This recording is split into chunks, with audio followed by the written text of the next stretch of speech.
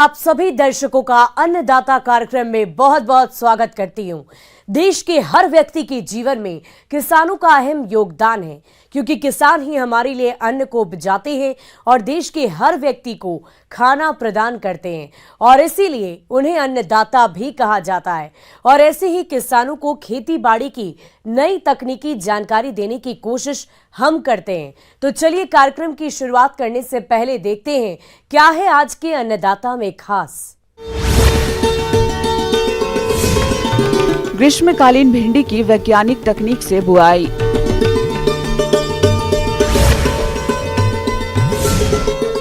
गर्भित दुधारू पशुओं की देखरेख का सही तरीका।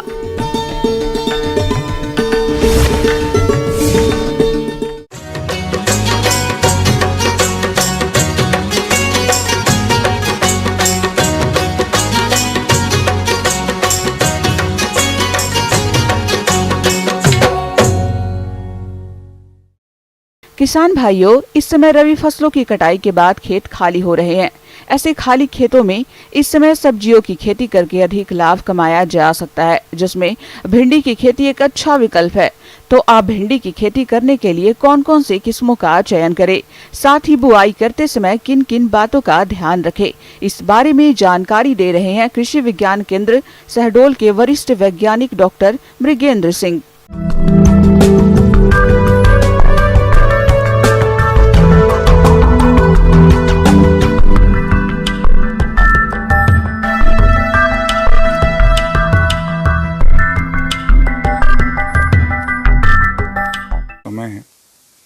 गर्मी में तो वैसे बहुत सारी सब्जियां लेते हैं, कद्दू वर्गीय सब्जियां भी हैं, इसके अलावा भिंडी है, बरबटी है ना।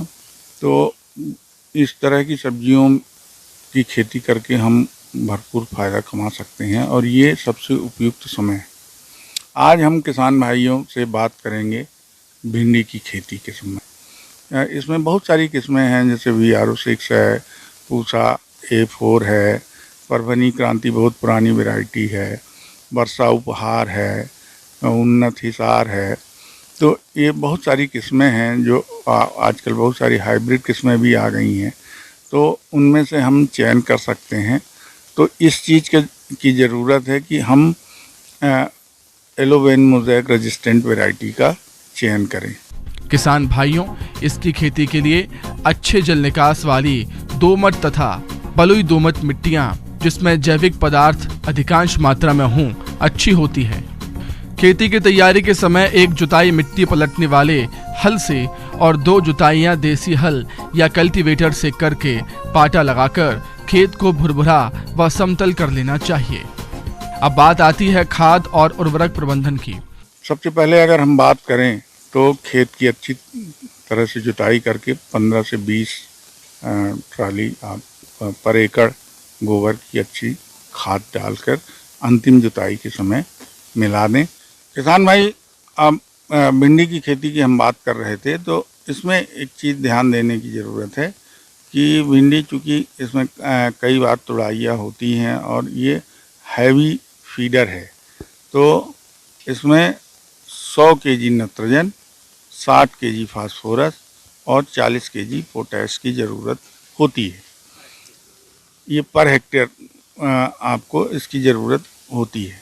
लेकिन इसमें एक बात ध्यान देने की है कि फास्फोरस और पोटेशियम की पूरी मात्रा हम बेसल डोज के रूप में देते हैं बुवाई के समय, और नाइट्रोजन को हम 4 भागों में डिवाइड करते हैं।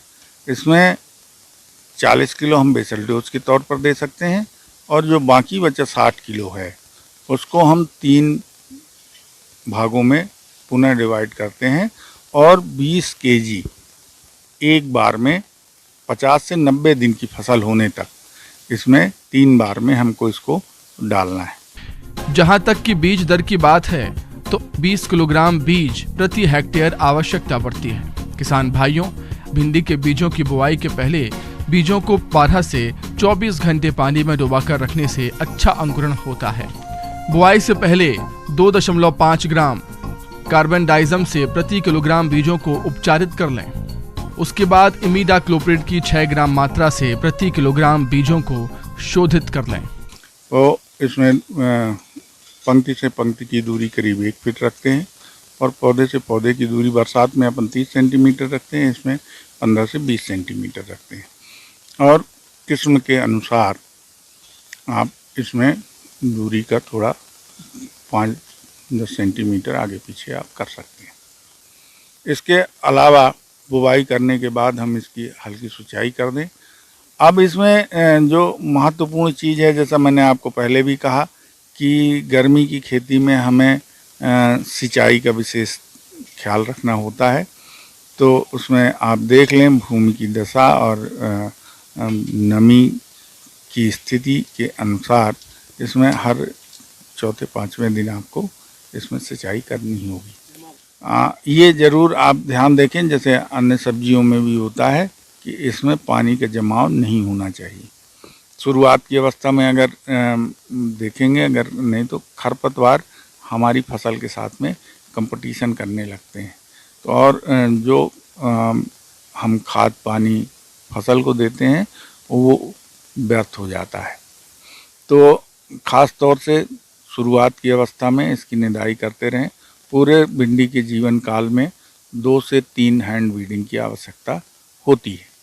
इस तरह किसान भाइयों, अगर आप इन सभी बातों को ध्यान में रखकर भिंडी की बुआई करते हैं तो आपके फसल की बढ़वार अच्छी होगी और आगे चलकर आपको ऐसी फसल से अधिक उपज की प्राप्ति होगी। किसान भाइयों, अब लेते हैं एक छोटा सा ब्रेक।